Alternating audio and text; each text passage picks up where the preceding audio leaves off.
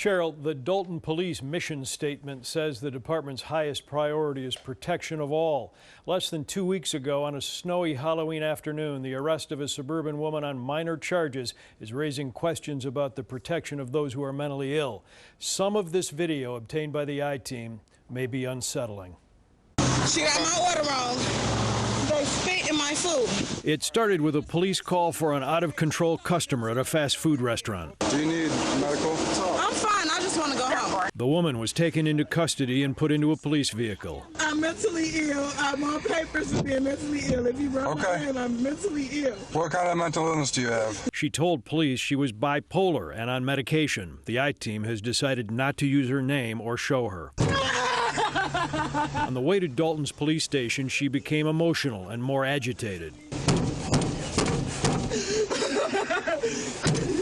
Stop it! At headquarters, they walked her inside and removed the handcuffs, but as police filled out paperwork, she grew angrier. It's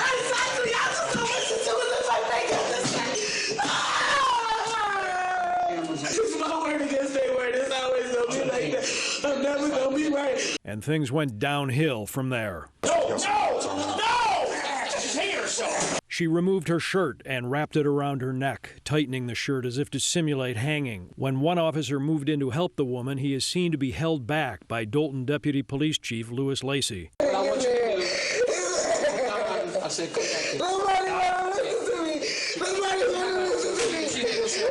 If she tries to choke herself out, then she'll just pass out. She'll be fine. Then an officer asked if he could help her. Deputy Chief Lacey replied, "No, not yet," and told her to put her clothes back on. You're just gonna pass out, baby, and then you'll start breathing. About 10 seconds later, she began calming down, and in a half minute, she was putting on a sweatshirt. She didn't pass out. Let her choke herself? Certainly, obviously not okay on any standard. That comment was just completely callous and dangerous. The disability civil rights group Equip for Equality said police should have de-escalated the situation. I think it was appropriate for the senior officer to tell the responding officer not to touch her and to kind of gently make some space. Again, that body cam recording. You're just gonna pass out, baby, and then you'll start breathing. I knew she couldn't let herself pass out. I knew that what would end up happening is she would end up just bringing the shirt down like she did, and then she would stop.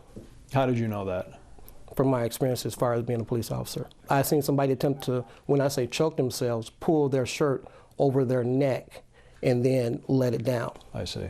And that's exactly what she did. Dalton's police chief, Ernest Mobley, told the I-Team that his command staff would now review how the incident was handled. We asked a civil rights attorney and a mental health expert to look at the police body cam video. When I watch a video like that and I see anyone being treated in a way that feels unfair or not best practice, as a mental health advocate, it's heartbreaking. The police did not arrive when she was in a state of crisis.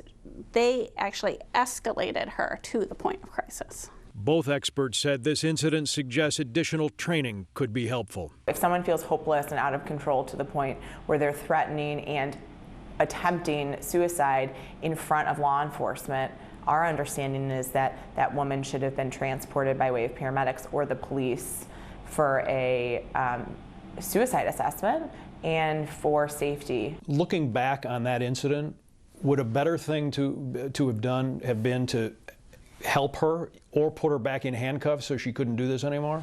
Well, you got to understand that she was already acting in an irrational manner. So continually trying to restrain her because she was actually coming down from whatever was going on with her would probably have been worse than continually try to detain her. After refusing medical attention, the woman was released from custody. She is still charged, though, with battery and criminal damage to property from the restaurant incident, has a court date next month. We spoke with her at her home, and she said that the way she was treated is not how anyone should be treated by police. Some big issues here. Hey, if you like that video, be sure to subscribe to our ABC7 Chicago YouTube channel.